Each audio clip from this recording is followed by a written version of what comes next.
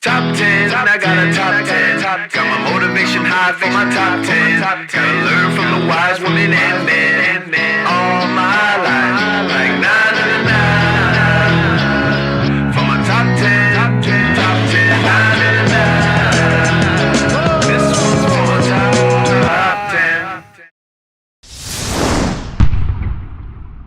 Need motivation? Watch a top 10 with Believe Nation. Hey, it's Evan Carmichael, and this channel was created to help you overcome the #1 challenge that is holding you back, a lack of belief in yourself. You watch these videos because you know there's something more inside you. You've got Michael Jordan level talent at something. So get ready to spend time with yourself, find your purpose, and aim to be wealthy with Dandapani and my take on his top 10 rules of success, volume 3. Enjoy. Okay, let's kick it off with rule number 1. Stay narrow and deep. I talk a lot about focus, and I think, one thing I've learned, having lived here in New York and having my own business, is that opportunity is one of the greatest distractions in the world. I agree. It totally is. If your opportunity is not aligned with your purpose, then it's a major distraction. When I left the monastery and I started building my business, and once it started to grow, I had so many opportunities coming my way, people that wanted to partner and do things and new projects, and I was all excited, and I said, I can do all of this. And I remember speaking at an event in Toronto at the Mastermind Talks, which our friend Jason Gaynard runs. There was a gentleman that spoke there, Mark Echo, and after he spoke at the event, we were backstage, and I asked him, and this was a few years after I left the monastery, I said, Mark, and he had built $1 billion business from nothing. Yeah, Echo. Right? Yeah, and I asked him, I said, hey, if you had one piece of entrepreneurial advice to give an ex-monk who's learning to be an entrepreneur, what would it be? He said these words: stay narrow and deep. And I love that, and that's become my mantra: stay narrow and deep. He says, as you start to grow and scale, you'll find so many opportunities coming your way. Right. But if they're not aligned, don't take them. Rule number 2, spend time with yourself. But if I wanted to get to know you and Christoph really well, I have to spend time with both of you. So just say if I lived in Hamburg and every week we went out to dinner or lunch and I spent 2 hours with you and Christoph, then after a year, the three of us would get to know each other very well. Because every week you're spending 2 hours with me. You know what I like, what I don't like, when I'm cranky, when I'm upset, what makes me happy. Most people never spend any time with themselves. So how would they know what they want in life? Right? So the only way I can get to know someone is by spending time with them, right? So if you ask someone, how much time do you spend with yourself? Most people say, they don't spend any time. They say, oh, when I walk the dog, that's when I spend time. That's my alone time. I say, no, that's you walking the dog. Because on one hand you're walking the dog, and then on the other hand you're probably like on your phone. Yeah, or if you live in New York, you're avoiding traffic, trying not to get run over. And so if some people say when I go to the gym, that's my alone time. No, you're lifting weights. You can't call that alone time. When I say alone time, I mean sitting down in your home quietly, no headphones, no music, no nothing, your eyes closed, maybe sitting cross-legged on the floor if you can, if not sitting on a chair, and just going inside and asking yourself questions, having a conversation. And people say, oh, I don't have time for that. But it's so fascinating, right? If someone, all I say to people is spend 5 minutes with yourself every morning, having a conversation, the same way I would have a conversation with you and your husband. But people say they don't have time. But if their friend calls them up and say, hey, do you want to go out for dinner? They'll say, sure, let's go out for dinner. And they'll spend 2 hours with their friend having dinner, but they don't have time for themselves. Do you know how many 5 minutes there are in 2 hours? There's 24 5-minute segments. Yes. That means you can sit with yourself every day for 5 minutes for 24 days straight if you skip dinner. People will make time for other people, but they won't make time for themselves. Rule number 3, find your purpose. I'd say in general, most people aren't happy because they don't know what their purpose in life is.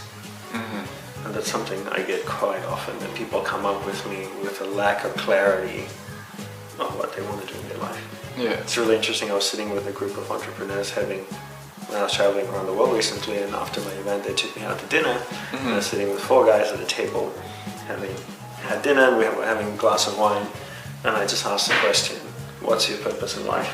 Yeah. And nobody could answer me. All entrepreneurs? Yeah. All 4 of them, nobody could answer me. What's your purpose in life? So is there a way we can find our purpose in some way? I know it's a hard question. Yeah, no, I mean, there are ways, unfortunately, I can't squeeze it into a video. But yeah, I think one of the questions I get often asked back when I ask that question is, do you even need a purpose in life? Every day we have a goal. You go to a bathroom, there's a purpose, right? You just don't walk to the bathroom and go, I'm not sure why I'm here. Right? You go to the kitchen, there's a purpose because you want to eat something or drink something or cook or something. Yeah. So our day is full with some purpose or another, so it's great to have purpose in life. The main reason for having purpose in life is so that you can focus your energy towards one thing and it doesn't get distracted. When you know what you want, you know what you don't want. Yeah. And that's the greatest gift, because then you can say no very easily. You know what kind of guy to say no to if you're dating, what kind of girl to say no to. Yeah. Because you just know this is not what I want. Most people say yes to everything and everyone in their life because they don't know what they want. So figuring out your purpose is really, really important. And I would say to even begin that process, spend 5 minutes a day with yourself every day in silent reflection. Yeah. That would be a great way to start. Find a quiet spot in your house, sit down for 5 minutes and just no phones, no books, no notepads, nothing. Just you. And ask yourself, what do you want in life? Rule number 4, aim to be wealthy. You talked about, having a business, and can we also then pursue spirituality? And one of the big things, in the 4 goals, wealth, this is the second one. Mm. A lot of times people say to me that, if you're on a spiritual path, you shouldn't be pursuing wealth. Like money and spirituality don't go hand in hand. Mm-hmm. And it's actually a concept that in the philosophy I subscribe to, it's not what it's preached. One of the goals actually as a household is to be as wealthy as possible. Mm-hmm. And that's why that goal, wealth, is right in there next to love. Right? So it's love, wealth, dharma, then enlightenment. And the concept here is that if you're wealthy, then you can look after your family, you can meet all your needs, which is part of your dharma, doing your duty to your family. Mm-hmm. You can also then help your community and impact the world.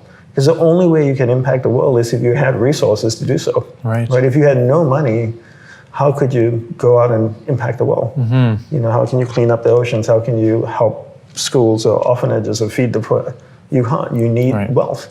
So the acquisition of the wealth is really important. And a lot of times people, especially with what I do, people look at me as a Hindu priest. I'm dressed up this way. They see I have an online course. They see me speaking. They're kind of like, why is he making money off spirituality? And I'm like, why is money a bad thing? Mm-hmm. People look at money as a bad thing, but it's not a bad thing. I mean, it depends on what you do with it. Mm-hmm. But you can pursue a life of acquiring wealth and scaling and growing that wealth, and yet still pursue a spiritual life. How do you use that wealth? That's a different question. Also, if you want more motivation and self-love, check out my 254 series. They're free. The links to join are in the description below. No one on planet Earth can stop you from accomplishing and achieving what you want. It's easy to make a buck, very hard to make a difference. The quality of your life is essentially determined by how you carry this one. Yes or no? Rule number 5, value life. Once you value your life and you realize, I always say that life is finite. Life is not short, but there's a clear, definitive end. And once you realize that life is finite, then you start to make choices. You start to realize what is important. I have one life. I don't get a second shot at this. How do I want to live my life? Rule number 6, develop your concentration and willpower. Grab that ball of light, that awareness, and consciously move it to any area of the mind that you want to go to. And if somebody or something is pulling that awareness to an area of the mind that you don't want to go to, you use your willpower and your powers of concentration to bring awareness back to your present moment or to wherever it is you are at that point in time. So the 2 things we want to learn how to develop is the powers of concentration and our willpower. How do we develop concentration? Let's define what concentration is first. I'd like to define concentration as the ability to keep your awareness on one thing for an extended period of time. So that ball of light, if you can hold it on one thing for an extended period of time, you're concentrating. But if you allow your awareness to jump from one thing to another all the time without any control, then you're being distracted. Rule number 7, visualize. What is visualization? Let's define it.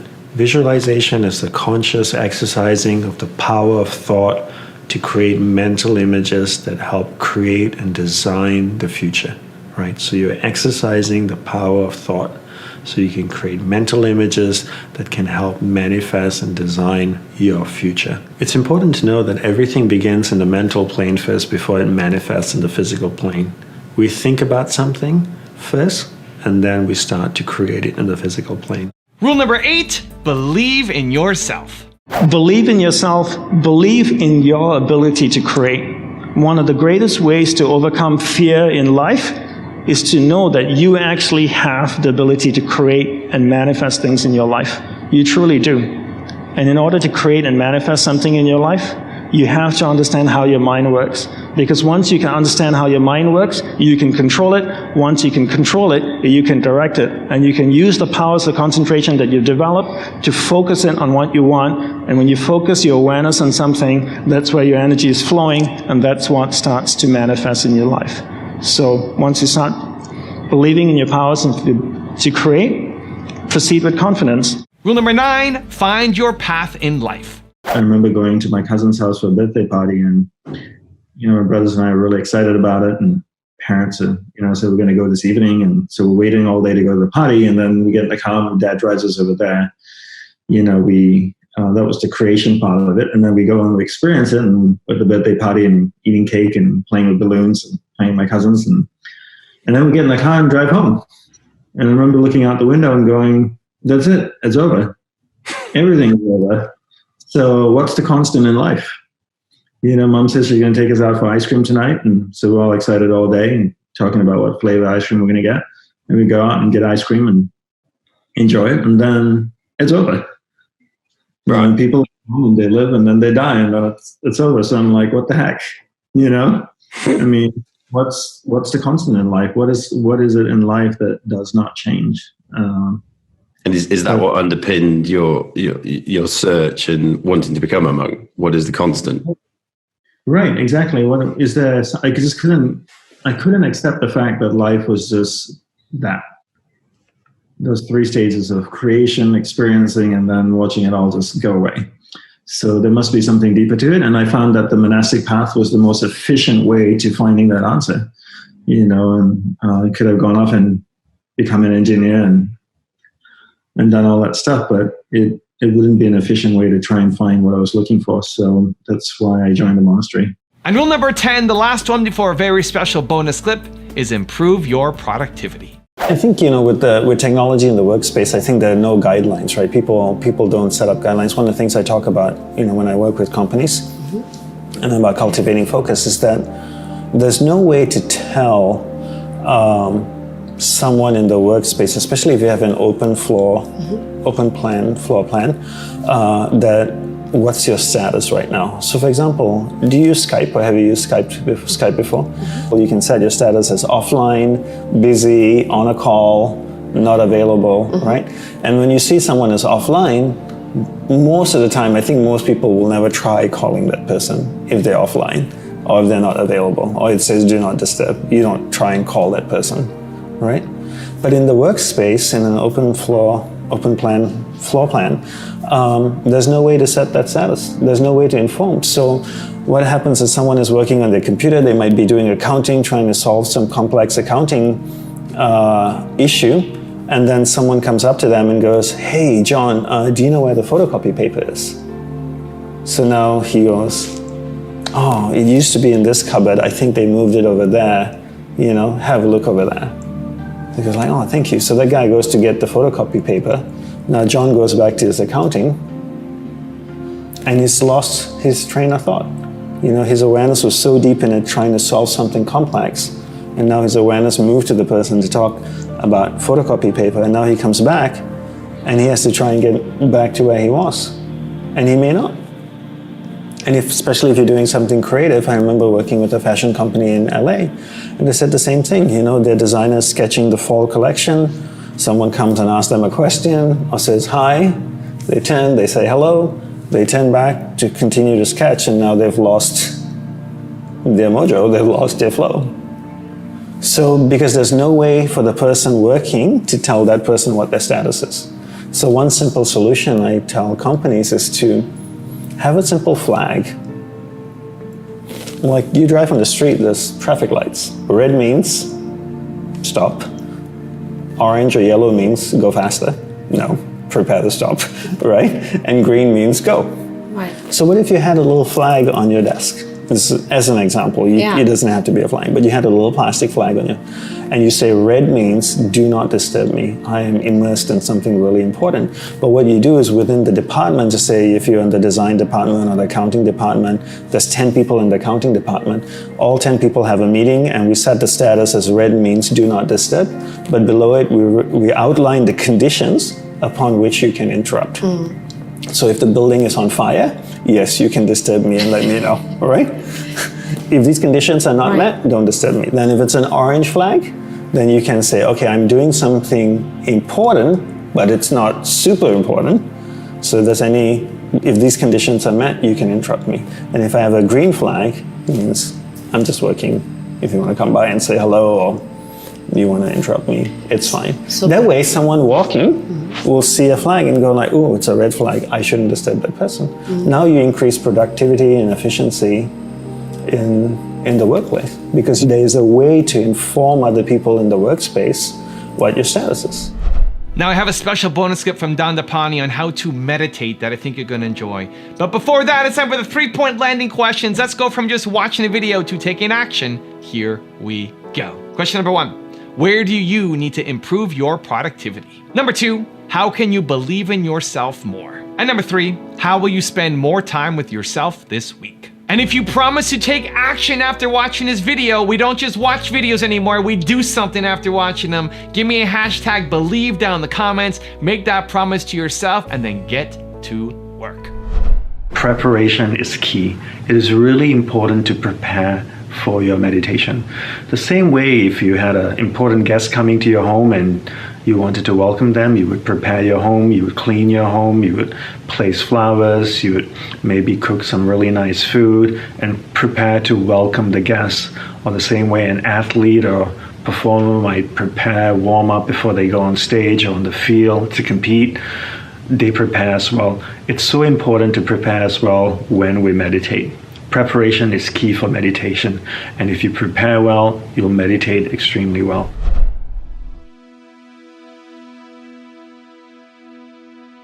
If you want another amazing video highlighting excellence in the Indian community, check it out right there next to me. I think you'll enjoy it. Continue to believe, and I'll see you there.